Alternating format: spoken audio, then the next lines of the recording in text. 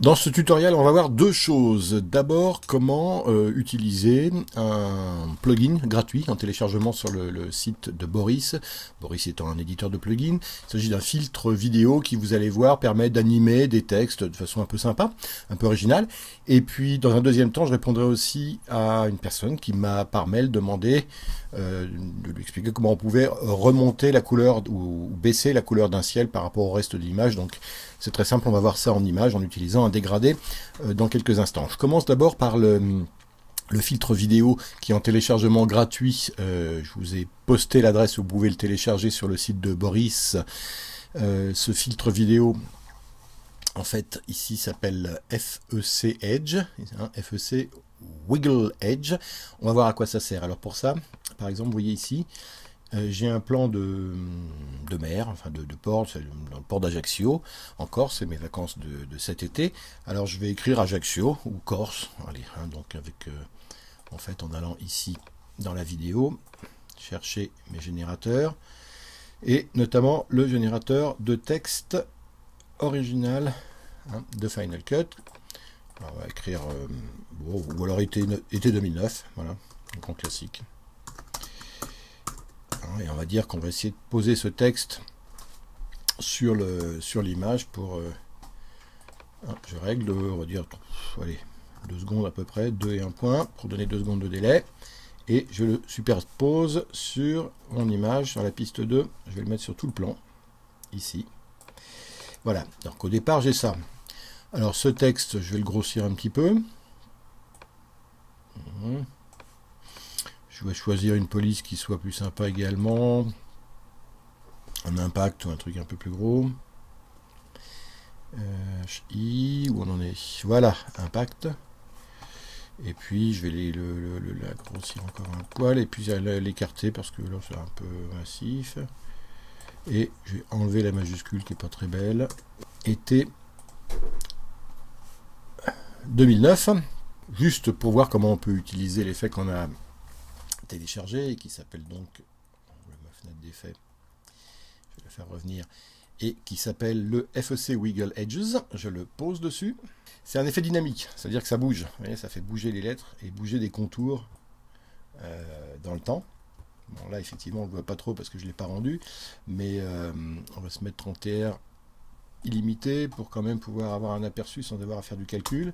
Donc, je double-clique sur le filtre, ici. J'ai plusieurs réglages par défaut. Cool Plasma, voilà ce que ça donnerait, pas terrible. Le réglage par défaut qu'on va ensuite pouvoir travailler, ou Molten Center, bon, c'est autre chose, parce que je cherche vraiment non plus, ou Wiggle Stroke, hein, c'est des modèles de base. Je vais partir de celui-là, mais je vais le retravailler. Ici, sur le bouton amplitude, on joue, vous le voyez, sur l'amplitude du travail de la couche alpha, c'est-à-dire plus l'amplitude est grande, et plus ça, on va dire, démolit ou attaque le contour de nos lettres. Donc on va essayer d'en mettre pas trop quand même, hein. Faut qu'on arrive à lire été 2009 quand même. Faut quand même qu'on arrive à lire.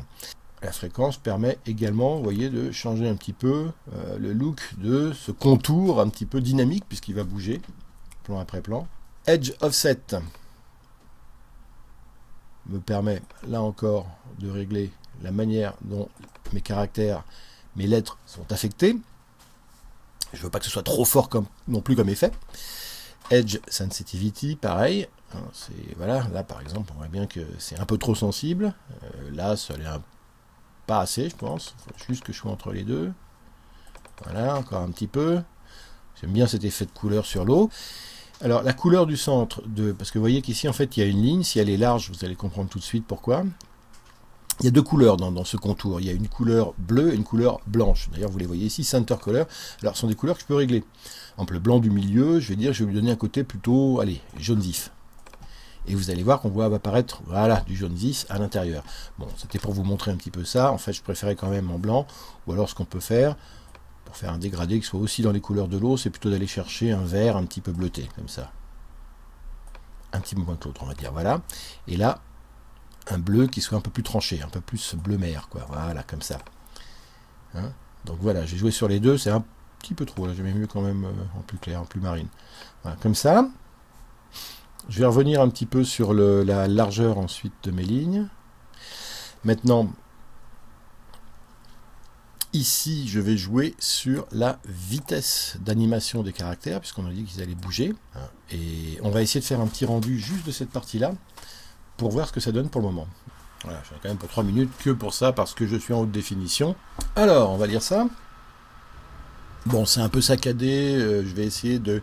Je vais rejouer sur mes paramètres de vitesse, et surtout le freeze, là, l'espèce de petite freeze qu'il y a, je vais la diminuer un maximum, parce qu'elle n'est pas très belle en fait. Voilà, avec ce nouveau réglage, faut tâtonner, hein, essayer, rendre, c'est un peu long, mais on va y arriver.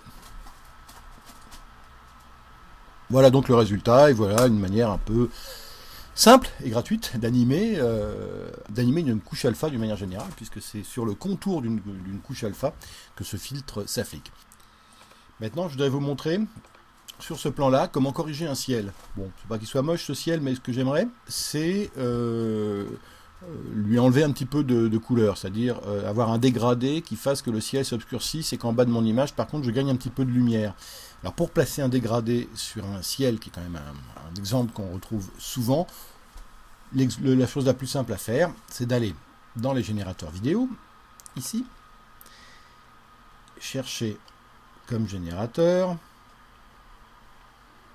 le générateur de dégradé. Je cherche, voilà, dégradé, ici. Comme c'est un dégradé vertical, dans les contrôles, je vais faire vertical.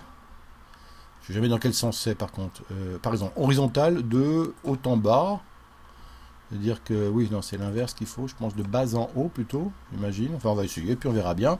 On va le poser sur ce plan, donc vidéo, la longueur, bon, on va y mettre 3 secondes. On le met sur la piste 3 pour changer.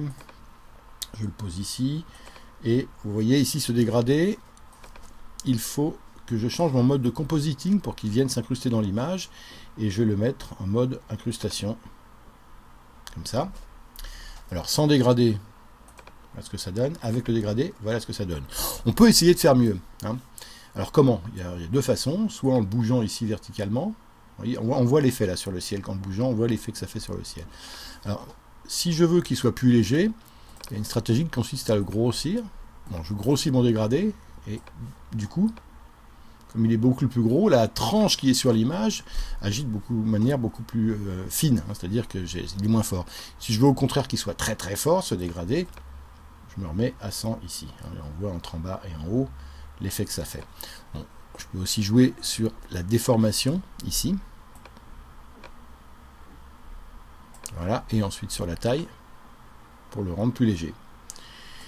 Je me suis mis sur la piste 3 pour pouvoir facilement l'enlever ici, le rendre invisible pour voir l'avant-après. Vous voyez, là c'est mon dégradé émis. Si je l'enlève, mon image avant c'était comme ça.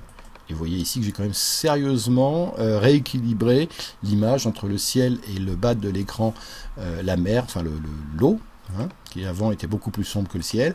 Là, on a un ciel qui est à peu près rééquilibré. Donc voilà, un dégradé très simple d'emploi. Bon, on va s'arrêter là pour aujourd'hui.